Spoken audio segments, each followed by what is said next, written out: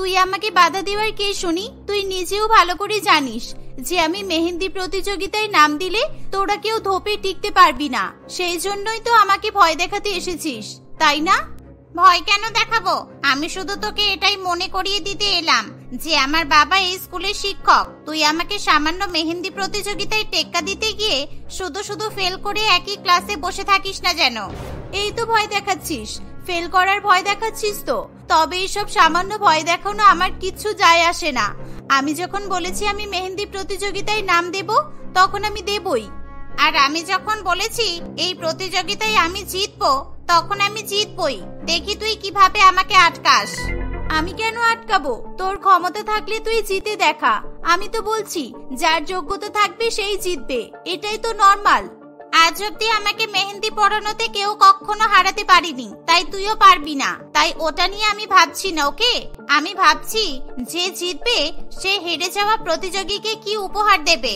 আমি বলবো যে হেরে যাবে তাকে জয়ী প্রতিযোগী পুরো স্কুলের সামনে সব মেহেন্দি তার গায়ে লাগিয়ে দেবে, আর আমি জানি মেহেন্দিটা কে কার মুখে লাগাবে।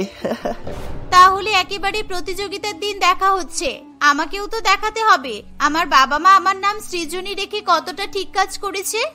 এই বলে সৃজনী সেখান থেকে চলে যায়। পায়েল এবং সৃজনী একই স্কুলের একই ক্লাসের ছাত্রী ছিল। তাদের তফাৎ ছিল শুধু একটাই, পায়েল এই স্কুলে 8 বছর ধরে পড়ছে আর সৃজনী এই বছরেই প্রথম পায়েলদের স্কুলে এসে ভর্তি হয়েছে। সৃজনী দেখতে যেমন সুন্দর, তার ব্যবহারও ততটাই ভালো ছিল। আর তার নামের মতোই সেও প্রচন্ড পরিমাণে সৃজনশীল ছিল। তাই নতুন স্কুলে এসে বন্ধু বানাতে তার খুব একটা সমস্যা হয়নি। আর শুধুমাত্র এই কারণেই পায়েল সৃজনীকে বিন্দুমাত্র সহ্য করতে পারে না। একদিন, এই তোর সমস্যাটা কি রে? স্কুলে এসে নিজেকে আমার থেকে বড় ভাবছিস নাকি তুই? ভুলেও এরকম ভুল কাজ করিস না, বুঝলি? না না, আমি তো বড় ভাবিনি দিদি। আমি তো জানতাম না যে তুমি আগের বছর ফেল করে আবার এই ক্লাসেই বসেছো। জানলে এই ভুলটা আমি করতাম না। আমি ফেল করেছি? কে বললো তোকে? তুই জানিস না আমার বাবাকে? আমাকে এমন অপমান করার জন্য তোর কি শাস্তি হতে পারে তুই জানিস? আমি কি করে জানবো তোমার বাবাকে? তুমি আমাকে বলেছো। আর স্কুলের আই কার্ডে তো বাবাদের নাম লেখা থাকে না, তাহলে তুমিও জানতে পারতে আমার বাবার নাম কি। তোর বংশ পরিচয় নিয়ে আমার কোনো মাথা ব্যথা নেই। তুই আগে বল তোকে কে বলেছে যে আমি ফেল করেছি? শুধু একবার তার নামটা বল। কে আবার? তুমি তো বললে যে আমি যেন তোমার থেকে নিজেকে বড় না ভাবি। তার মানে তুমি আমার থেকে বড়, আর আমার থেকে বড় হয়েও আমার সাথে একই ক্লাসে পড়াশোনা করছো, তার মানে নিশ্চয়ই তুমি ফেল করেছো। সৃজনীর কথা শুনে সারা ক্লাস হো হো করে হাসতে থাকে। পায়েল এই দেখে খুবই লজ্জায় পড়ে। সে আর কিছু না বলে সেখান থেকে চলে যায়। পায়েল চলে যাওয়ার পরেই তাদের ক্লাসের অন্যান্য ছেলে মেয়েরা সৃজনীর খুবই প্রশংসা করতে থাকে। বাবা, তোর কি সাহস! আমরা কেউ পায়েলের সাথে এইভাবে কথা বলতে পারি না।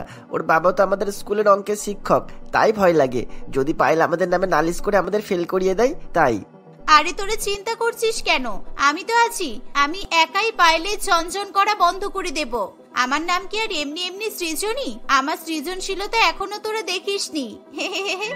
সৃজনীর এমন ব্যবহার, কথা বলার ধরন সবকিছুই সবাইকে মুগ্ধ করে। আর এই জিনিসটাই পায়েলের অস্বস্তির কারণ হয়ে ওঠে। সে সব সময় সব জায়গাতেই সৃজনীকে টক্কর দেওয়ার চেষ্টা করতে থাকে। এমনকি যে বিষয়ে পায়েলের বাবা শিক্ষকতা করে সেই বিষয়ে সৃজনী পায়েলকে বারবার দ্বিতীয় হতে বাধ্য করে। এর ফলে পায়েলের বাবা কুন্তন বাবু বাড়িতে এসে পায়েলকে খুবই বকাবকি করে, সেই সাথে অপমানও করে। প্রত্যেকবার একই জিনিস। আমি ওদের শুধু স্কুলেই পড়াই, তোকে তো বাড়িতেও পড়াই, তাও ওই মেয়েটা তোকে টেক্কা দিচ্ছে কিভাবে? তুই কি মান সম্মান রাখবি না? এবার যদি আমার কাছ থেকে সমস্ত স্টুডেন্ট টিউশনি ছেড়ে সৃজনের প্রাইভেট টিউটরের কাছে ভর্তি হয়, তাহলে কিন্তু তার জন্য তুই দায়ী থাকবি। তুমি তো টিচার, তুমি পারো না ওকে ফেল করিয়ে দিতে আর আমাকে বারবার ফার্স্ট করতে? ক্লাস 8 অবধি তো তাই করলে, এখন আর পারছো না কেন তুমি? 8 অবধি পেরেছি কারণ পুরানো হেডমাস্টার এসবে মাথা ঘামাতেন না, কিন্তু নতুন হেডমাস্টার একদম আলাদা। সে জানে আমার মেয়ে স্কুলেই পড়ে, তাই আমি যাতে পক্ষপাতিত্ব করতে না পারি তাই আমার চেক করার পরে উনি সব খাতা আবার চেক করেন।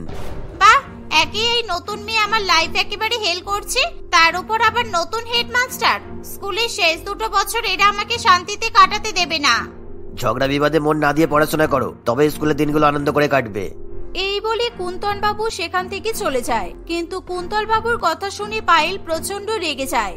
সে কিছুতেই বুঝে উঠতে পারে না যে কিভাবে সে সৃজনীকে হারাবে। সারাদিনই সৃজনীকে ফাঁদে ফেলার জন্য সে কোনো না কোনো চেষ্টা করতেই থাকে। একদিন তাদের স্কুলে এক খবরের কাগজের কোম্পানি থেকে 2-4 জন লোক আসে। আমরা ক্যান্টনমেন্ট পত্রিকা থেকে এসেছি। আমাদের দেশে আজকাল প্রচুর এমন ঘটনা ঘটছে যেগুলো সত্যি আগামী প্রজন্মে অনেক বেশি উদ্বুদ্ধ করে। তাই আমরা চাই তোমাদের মাধ্যমে সেই খবরগুলো সারা দেশের লোকেদের কাছে পৌঁছে যাক। আমাদের মাধ্যমে মানে আমরা কিভাবে পৌঁছে দেব স্যার? তোমাদের মাধ্যমে মানে তোমাদের আঁকার মাধ্যমে। অনেক ছোট ছোট ছেলেমেয়েরা পড়তে না পারলেও ছবি দেখবে বলে তারা বাবা মায়ের মতো করে খবরের কাগজের পাতা উল্টাতে থাকে। তাই আমরা চাই তারা তোমাদের আঁকা দেখে জানুক, বুঝুক যে আমাদের দেশে কোথায় কি চলছে। তোমরা যারা ভালো আঁকবে তাদের সবার আঁকা আমরা আমাদের কাগজে ছাপাবো। এই স্কুলে আমার থেকে ভালো যে কেউ আঁকতে পারে না সেটা বোধহয় সৃজনীকে বাদ দিয়ে সবাই জানে। আমার আঁকা আর মেহেন্দির প্রশংসা করেনি এমন খুব কম লোকই আছে। এই খবরের কাগজে আমার আঁকাই ছাপা হবে। মৃণাল বাবুর কথা শেষ হলে সবাই আঁকা প্রতিযোগিতার তোড়জোড় করা শুরু করে দেয়। কিছুক্ষণের মধ্যে তাদের প্রতিযোগিতা শুরুও হয়ে যায়। 1 ঘন্টা পরে যে যার আঁকা সব মৃণাল বাবুর কাছে জমা দেয়। কিছুক্ষণের মধ্যেই জয়ী ছাত্রছাত্রীদের নাম নেওয়া শুরু হলে পায়েল আগে থেকে স্টেজের সামনে চলে আসে। নিজের জায়গা ছেড়ে এখানে এলি কেন? শুধু শুধু স্টেজের সামনে ভিড় বাড়ছে। সৃজনীর সাথে থেকে থেকে তোর খুব মুখ চলছে তাই না? তুই জানিস না প্রতিযোগিতায় কে জিততে পারে? আমি আসবো না তো কে আসবে এখানে? তুই আসবি? পল্লব আর কোনো কথাই বলে না। কিছুক্ষণ পরে মৃণাল বাবু জানায় তাদের প্রতিযোগিতায় সৃজনী প্রথম হয়েছে আর পায়েল দ্বিতীয় স্থান অধিকার করেছে। পরের দিন খবরের কাগজে সৃজনীর আঁকা ছবি প্রকাশিত হয়। দেখ পায়েল, তোর আঁকা ছবিটা কত ছোট করে এসেছে আর সৃজনীরটা কত বড় করে। অবশ্য এটাই তো স্বাভাবিক, সৃজনীই তো প্রথম হয়েছে। এভাবে বলিস না পল্লব, সবাই আমার বন্ধু, আমরা সবাই তো এক ক্লাসেই পড়ি। নিজেদের মধ্যে এইভাবে ঝগড়া ঝামেলা আমার ভালো লাগে না। এসে থেকে আমাকে জ্বালিয়ে মেরে এখন আবার ভালো মানুষই করছে। দেখ আমি এবার কি করি। এবার আমি বাবাকে বলে স্কুলে মেহেন্দি প্রতিযোগিতা করাবো। ওটাতে আমার থেকে ভালো কেউ হতেই পারবে না কখনো। পায়েল কিছুতেই তার পরাজয় মেনে নিতে পারে না, কিন্তু এই পরাজয়ের কারণে সে নিজেকে বদলে নেওয়ার জায়গায় সৃজনীর ক্ষতি করার চেষ্টা করে। তার বাবা ওই স্কুলের শিক্ষক বলে সে ভুলভাল কাজ করলে তার বাবার অপমান হতে পারে, এসব কথা ভেবেও পায়েল কিছু ক্ষেত্রে শান্ত হয়ে যায়। কিন্তু সে কুন্তল বাবুকে তাদের স্কুলে মেহেন্দি প্রতিযোগিতা করার ব্যবস্থা করতে বলে। নতুন হেডমাস্টার যে কতটা রাগী সেটা তোর ধারণা নেই, তাও আমি বলে দেখবো। আমাকে সৃজনীকে হারাতেই হবে বাবা, না হলে আমি নিজের কাছে মুখ দেখাতে পারবো না। তুমি প্লিজ যত তাড়াতাড়ি সম্ভব প্রতিযোগিতার ব্যবস্থা করো। কুন্তল বাবু স্কুলে গিয়ে হেডমাস্টারকে মেহেন্দি প্রতিযোগিতার কথা জানায়। অদ্ভুতভাবে হেডমাস্টার রাজিও হয়ে যায়। তাদের স্কুলে মেহেন্দি প্রতিযোগিতার কথা ঘোষণা হতেই সারা স্কুল জুড়ে আবার কোলাহল শুরু হয়, আর শুরু হয় সৃজনী এবং পায়েলের লড়াই। দেখতে দেখতে প্রতিযোগিতার দিন এগিয়ে আসে। পায়েল এবং সৃজনী দুজনেই খুব করে প্র্যাকটিস করতে থাকে। তারা নিজেদের পছন্দ মতো একজন বন্ধুকে ডেকে নেয় প্রতিযোগিতার দিন তাদের হাতে মেহেন্দি পরানোর জন্য। সৃজনী ডাকে তাদের ক্লাসের একটি মেয়ে মনিকাকে। সেটা জানতে পেরেই পায়েল মনিকার সাথে আলাদা করে কথা বলে। আমি জানি তুই অঙ্কে খুব কাঁচা, কিন্তু আমি চাইলে তোকে অঙ্কে 100-70 পর্যন্ত পাইয়ে দিতে পারি। আমার বাবা বাড়িতেই অঙ্কের প্রশ্নপত্র বানায়, কিন্তু আমাকে কখনো দেখায় না। তুই যদি আমার কথা মতো চলিস, আমি বাবার লকার থেকে তোর জন্য প্রশ্নপত্র চুরি করে এনে দিতে পারি। আমাকে কি করতে হবে এমন কিছু বল যেটা আমি করতে পারবো। তুই সৃজনীর মডেল, আর তোকে আমি প্রতিযোগিতার আগেই ডেকেছি, তার মানে তো তোরও বুঝেই যাওয়া উচিত তোকে কি করতে হবে। তুই এত মাথা মোটা বলেই তোর অঙ্কে এরকম নাম্বার আসে। আমি বুঝেছি, তবুও তুই আমাকে বল আমি কি করব। আমাকে কেউ ঠিকভাবে না বলে দিলে আমি জল খেতেও ভুল করি। কিছুই করতে হবে না, শুধু তোর পুরো হাতে মেহেন্দি পরানো হয়ে গেলে যেভাবেই হোক হাতটা মুছে ফেলবি, আর এমন ভান করবি যে তুই বুঝিসনি কিভাবে মুছে গেল। যদি জামাই লাগে তাহলে আমি তোকে নতুন জামাও কিনে দেব, কিন্তু তুই এই কাজটা ঠিক করে করবি। এই বলে তারা যে যার মতো কাজে চলে যায়। কিছুক্ষণের মধ্যে প্রতিযোগিতা শুরু হয়। সৃজনী এবং পায়েল দুজনেই এক একটা অসাধারণ ডিজাইন তাদের মডেলদের হাতে আঁকতে থাকে। সৃজনীর মা সেদিন প্রথমবার তাদের স্কুলে আসে। তার মেয়ের মেহেন্দি কম্পিটিশনে সবটাই সে ভিডিও করে। সেদিন অনেক ছাত্রীর বাবা মাই উপস্থিত ছিল। দেখতে দেখতে প্রতিযোগিতার সময় শেষ হয়ে আসে। সব প্রতিযোগী এবং তাদের মডেলদের স্টেজে ডাকা হয়।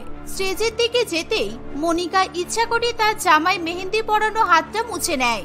তুমি ডিসকোয়ালিফাই হয়ে গেলে সৃজনী। তোমার মডেল হাত মুছে ফেলেছে, আমরা জানতেও পারবো না তুমি কি এঁকেছিলে। তুমি সাইডে সরে গিয়ে দাঁড়াও, বাকিদেরকে স্টেজে আসতে দাও।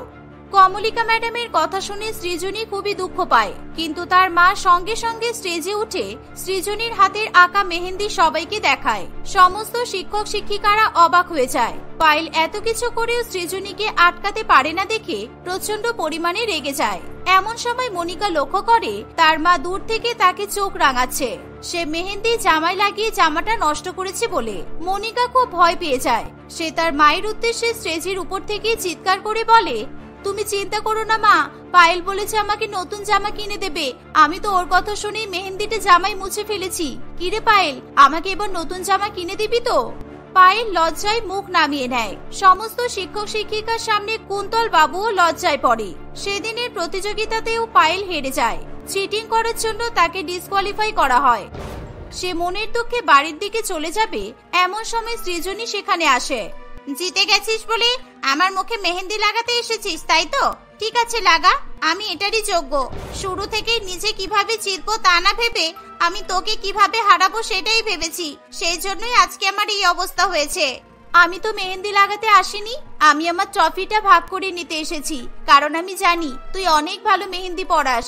বাবা তো বলেছিল তুই জিতবি, কিন্তু তুই তো একটা বোকামি করে দিলি। এই ট্রফিটা হেডমাস্টারের রুমে থাকার কথা, আর আজকে তো তোর মা এসেছে। তাহলে তোর বাবা জানলো কিভাবে আমি ভালো মেহেন্দি পড়াই? কারণ আমার বাবা তোকে রোজ স্কুলে দেখে আর তোর ব্যাপারে জানে, আর আমার বাবাই তো হেডমাস্টার। তাই ট্রফিটা আমি আনতে পারলাম তোর সাথে শেয়ার করব বলে। সৃজনীর কথা শুনে পায়েল অবাক হয়ে যায়। সে সৃজনীর কাছে ক্ষমা চায়। তারপর থেকে তারা দুজনেই একে অপরের প্রিয় বন্ধু হয়ে ওঠে। রেণুকা দেবীর দুই ছেলে ছিল, সুজয় এবং বিজয়। দুজনেই দেখতে শুনতে অনেক ভালো ছিল এবং তারা পড়াশোনাতেও খুবই ভালো ছিল। পাড়া প্রতিবেশী সকলেই তাদের খুব প্রশংসা করত। তাদের মা তাদের নিয়ে অনেক অহংকারও করত। তাদের মা অনেক ছোটবেলা থেকেই তাদের দুজনের বিয়ে নিয়ে অনেক স্বপ্ন দেখা শুরু করেছিল। সে ভাবত যে তার ছেলের বউরা ফর্সা টুকটুকে হবে, শিক্ষিত হবে। এমনকি সে তার ছেলেদেরকে নিজের অপছন্দের কোনো মেয়ের সঙ্গে মিশতে দেখলেও রেগে যেত। এমনই একদিন, এই সুজয়, তুই কালকে পড়তে আসিসনি কেন? জানিস স্যার কালকে নতুন কত কিছু পড়িয়েছে। সবাই এসেছিল, স্যার তোর কথাও জিজ্ঞাসা করছিলেন। তাই স্যার বলেছিলেন আমি যেন তোকে নতুন কি কি পড়া হয়েছে জানিয়ে দিতে। আসলে কাল আমার শরীরটা ভালো ছিল না, তাই মার বাইরে বেরোতে দেয়নি। তুই তো জানিস আমার মা আমাদের দুই ভাইয়ের কিছু একটা হলেই কেমন পাগল পাগল হয়ে যায়। আমি তোর থেকে পরে সব পড়া জেনে নেব, তুই যা, মা দেখতে পেলে বকা দেবে। ঠিক সেই সময় রেণুকা দেবী সুজয় এবং প্রীতিকে কথা বলতে দেখে ফেলে এবং খুবই রেগে গিয়ে সেখানে এসে বলে, এই সুজয়, তুই কার সাথে কথা বলছিস? ছি ছি, মাগো কি কালো মেয়েটা, এর সঙ্গে তুই কথা বলছিস কেন? তুই বাড়ি যা এখনই। আর এই যে মেয়ে, তোমার সাহস তো কম নয়, আমার ছেলের সঙ্গে কথা বলতে এসেছো? এর সাথে কথা বলার আগে নিজেকে আয়নায় দেখেছো একবারও? মা তুমি এসব কি বলছো? ও আমার বন্ধু, ও আমাকে সাহায্য করতে এখানে এসেছিল। ও আমাদের ক্লাসের ফার্স্ট গার্ল, ওকে তুমি এরকম বলো না। তুই চুপ কর, বন্ধু বানানোর আর লোক পাইনি। আর তোদের কেমন স্কুল আমি বুঝি না বাপু, যে এরকম একটা মেয়েকে ফার্স্ট গার্ল বানিয়েছে। আমি যেন এরকম কালো মেয়ের সঙ্গে তোকে কখনোই কথা বলতে না দেখি, বলে দিলাম। রেণুকা দেবীর কথা শুনে সুজয় এবং প্রীতি দুজনেই খুবই অপমানিত বোধ করে। প্রীতি কাঁদতে কাঁদতে সেখান থেকে চলে যায়। রেণুকা দেবী সুজয়কে নিয়ে বাড়ি চলে আসে। তারা এসে দেখে বিজয়ের ক্লাসের একটি মেয়ে তার সঙ্গে দেখা করতে তাদের বাড়িতে এসেছে। মেয়েটি টুকটুকে ফর্সা আর খুবই সুন্দর দেখতে। কে মা তুমি? তুমি বিজয়ের বন্ধু? একই ক্লাসে পড়ো তাই না? তুমি তো খুব মিষ্টি দেখতে। তুমি যখন ইচ্ছা আমাদের বাড়িতে আসবে, কেমন? কোনো অসুবিধা নেই। দেখেছিস সুজয়, দেখ, দেখে শেখ। সব সময় নিজে গর্ব করতে পারবি এরকম বন্ধু বানাবি, নাকি এমন বন্ধু বানাবি যাকে লোক সমাজে দেখাতে লজ্জা করবে? সুজয় তখনও এসব বোঝার মতো বড় না হলেও সে এতটুকু বুঝতে পারে যে কালো বা অসুন্দর কাউকে তার মা মোটেই পছন্দ করে না, সে যতই গুণী হোক না কেন। এভাবেই বেশ অনেকগুলো বছর কেটে যায়। সুজয় আর বিজয় দুজনেই বড় হয়ে যায়। তারা দুজনেই শহরে গিয়ে উচ্চশিক্ষা লাভ করবে বলে ঠিক করে। শহরে গিয়ে যেন তারা কোনো ভুলভাল মানুষের পাল্লায় না পড়ে সেই নিয়ে রেণুকা দেবী বারে বারে চিন্তা করতে থাকে। দেখ সুজয়, বিজয়, তোরা জানিস তো আমি ছোট থেকে তোদেরকে কিভাবে আগলে রেখেছি। এমন কারোর সঙ্গে তোদেরকে মিশতে দিইনি যাদের সাথে তোদেরকে একেবারেই মানায় না। শহরে গিয়েও কিন্তু এটা মাথায় রাখিস, আমার কিন্তু খুব চিন্তা হবে, আমি বলে দিলাম। মা, তুমি চিন্তা করো না, আমরা তো ওখানে পড়তে যাচ্ছি। তুমি চাও না এমন কাজ আমরা কখনোই করব না। এবার আমাদের আশীর্বাদ করে যেতে দাও। সুজয় আর বিজয় শহরে পড়তে চলে যায়। বেশ কয়েক বছর পর তারা বাড়িতে আসবে বলে ঠিক করে। এখন তারা ভালো চাকরি পেয়েছিল, তাদের বিয়ের বয়সও পেরিয়ে গিয়েছিল। রেণুকা দেবী ভেবেছিল তারা ফিরলেই সুন্দর টুকটুকে দুটো বউ বাড়িতে নিয়ে আসবে, কিন্তু রেণুকা দেবী তার দুই ছেলেকে দেখে অবাক হয়ে যায়। কারণ তারা একা আসেনি, সঙ্গে করে তারা নিজের নিজের বউকে নিয়ে এসেছিল। তারা দুই ভাই কোর্ট ম্যারেজ করেছিল। সুজয় বিয়ে করে শালিনীকে আর বিজয় বিয়ে করে অর্পিতাকে। শালিনী দেখতে দারুণ সুন্দরী ছিল, একদম ফর্সা টুকটুকে, যেমনটা রেণুকা দেবী চেয়েছিল। সুজয় তার মায়ের পছন্দ ভালো করেই জানত, যদিও বিজয়ও জানত, কিন্তু তাও বিজয়ের বউ অর্পিতা ছিল অত্যন্ত কালো। রেণুকা দেবীর ভাষায় অত্যন্ত কুৎসিত ছিল। অনেক মনোমালিন্য এবং ঝামেলার পর রেণুকা দেবী তার দুই বৌমাকে মেনে নেয়, কিন্তু মেনে নিলেও সে অর্পিতাকে একেবারেই পছন্দ করত না। এই অর্পিতা, একটু চা নিয়ে এসো তো, আমার আর বড় বৌমার জন্য আনবে। একটু বেশি করে দুধ দিয়ে বানিয়ে আনবে, নিজের গায়ের রঙের মতো আবার বানিয়ে নিয়ে এসো না যেন, আগেই বলে দিলাম। এই বলে রেণুকা দেবী আর শালিনী নিজেদের মধ্যে হাসাহাসি করতে থাকে। অর্পিতার খুবই কষ্ট হয়, কিন্তু সে কিছুই বলে না, সে নিজের মতো কাজ করতে থাকে। কিছুক্ষণ পর সে চা বানিয়ে রেণুকা দেবী আর অর্পিতার জন্য নিয়ে আসে। তার বানানো চা দেখেই শালিনী সেই চা তার গায়ে ছুঁড়ে দেয়। এটা কি চা হয়েছে? হ্যাঁ, তোকে না বলে দিলাম বেশি করে দুধ দিতে, তাও তুই এরকম কালো চা বানিয়েছিস। তুই কি চাস আমরাও এই কালো চা খেয়ে তোর মতো কালো হয়ে যায়? ভালোই তো মতলব এঁটেছিস। মা আমাকে তোর থেকে বেশি ভালোবাসে বলে তোর এত রাগ, তাই তুই চাস আমিও কালো হয়ে যাই, তাই তো? তুমি এটা কি করলে দিদি? এরকম ভাবে আমার গায়ে গরম চাটা ছুড়ে দিলে। দেখো তো কতটা হাত পুড়ে গেল আমার। আমি ঘরের বাকি কাজ কিভাবে করব? আর চা তো আমি দুধ দিয়েই বানিয়েছিলাম, দুধ চা তো এমনই হয়। ওরে বাবারে, কি জ্বালা করছে। যার সারা শরীরের রঙে এরকম পোড়া, তার এটুকু পুড়লে কিচ্ছু হয় না, কাজ না করার অজুহাত। এসব নাটক না করে নিজের কাজ করো। আর বড় বৌমা যেরকম চা খেতে ভালোবাসে, ওকে সেরকম চা করে এনে দাও। অর্পিতা বাকি কাজ করতে চলে যায়। সে বিজয়কেও এসব ব্যাপারে কিছু বলে না। রাতের বেলায় অর্পিতাকে কষ্ট পেতে দেখে বিজয় নিজেই তাকে জিজ্ঞাসা করে তার কি হয়েছে, কিন্তু অর্পিতা তখনও কিছু বলে না। তুমি এরকম ছটফট করছো, শুতে পারছো না ঠিক করে, অথচ আমাকে বলছো কিচ্ছু হয়নি। আগে তো এমন ছিলে না, আগে তো তুমি সব আমাকে বলতে। বলো কি হয়েছে? আসলে আজকে রান্না করতে গিয়ে হাতটা পুড়ে গেছে। মা আর দিদি অনেকবার রান্না করতে বারণ করেছিল, কিন্তু আমি ওদের কথা শুনিনি। সব একা একা করতে গেলে যা হয়, কোনো অসুবিধা হচ্ছে না, তুমি শুয়ে পড়ো, কালকের মধ্যে সব ঠিক হয়ে যাবে। রেণুকা দেবী বিজয়ের ঘরের পাশ থেকে যাওয়ার সময় তাদের কথাবার্তা শুনতে পায়। সে মনে মনে একটু শান্তি পায় এই ভেবে যে তাদের কথা অর্পিতা বিজয়কে কিছু বলেনি। কি বোকা মেয়ে রে বাবা, আমরা একে এত জ্বালাই, তাও কোনোদিনও বিজয়কে বলে না। যাক, আমার তাতে কি, এসব কালো লোকজনদের উপর আমার একটু কমই মায়া হয়। যারা বাইরে থেকে কালো হয় তাদের ভেতর কখনোই ভালো হতে পারে না। এই বলে রেণুকা দেবী সেখান থেকে চলে যায়। এরকম ভাবে বেশ কয়েকদিন কাটে। রেণুকা দেবী একদিন জানতে পারে তার দুই ছেলের বউ একসঙ্গে গর্ভবতী। শালিনী গর্ভবতী জেনে সে যতটা খুশি হয়, অর্পিতার খুশির খবর শুনে সে ততটাও খুশি হয়নি। সে ভাবে তার কালো বৌমার কালো বাচ্চাই হবে। তুমি খুশি হওনি মা? তুমি বৌদিকে আশীর্বাদ করে গহনা দিলে, আর আমার বউকে দেখতে পেলে না। তুমি এমন কেন মা? ও কত কিছু করে আমাদের সবার জন্য, সারাদিন এত কাজ করে, যেগুলো ওর কাজ নয়, তাও সব মুখ বুঝে কাজ করতে থাকে। আর তার বিনিময়ে তুমি ওকে একটু আশীর্বাদ করতেও পারলে না? না বিজয়, পারলাম না। আমার আশীর্বাদ, গহনা, টাকা কোনো কিছুই আমি কোনো কালো মানুষের জন্য খরচ করতে পারবো না। আর ও কাজ করবে না তো কে করবে? বড় বৌমা রান্নাঘরের তাপে গিয়ে নিজের রং কি তোর বউয়ের মতো পোড়াবে? যা তো এখান থেকে। তোর কপালটা খুবই খারাপ, একে কালো বউ, তার উপর আবার কালো কালো সন্তান পাবি। তুই আমার ছেলে হয়ে এরকম পছন্দ করবি আমি তো কখনো ভাবতেই পারিনি। বিজয় তার মায়ের কথা শুনে কিছু বলে না, সে সেখান থেকে চুপ করে চলে যায়। এভাবেই দিন কাটতে থাকে। অর্পিতাকে গর্ভাবস্থায় সমস্ত কাজ করতে হয়, কেউ তাকে কোনো সাহায্য করে না। শালিনী তাকে মাঝে মধ্যে অযথা বিরক্ত করে। এই অর্পিতা, ওঠ ওঠ, এই কত ঘুমাবি, ওঠ। কিরে অর্পিতা? অর্পিতা সারাদিন কাজ করে দুপুরে একটু শুয়েছিল। শালিনী জোর করে তাকে ঘুম থেকে তুলে দেয়। কি হয়েছে দিদি? আমি সবেমাত্র শুয়েছিলাম, বলো কেন ডাকলে? কিছু লাগবে তোমার? আমার পাটা টিপে দে, খুব ব্যথা করছে। এই প্রেগন্যান্সির কারণেই বোধহয় পা ব্যথা করছে। টিপে দে তাড়াতাড়ি, একদম দাঁড়াতে বসতে পারছি না আমি। তুমি এই জন্য আমাকে ঘুম থেকে তুলে দিলে? আমি কি প্রেগনেন্ট নই বলো? আমার কি বিশ্রাম নিতে ইচ্ছা করে না? আমার কি হাত পা ব্যথা হয় না? আমি পারবো না এখন, আমাকে শুতে দাও।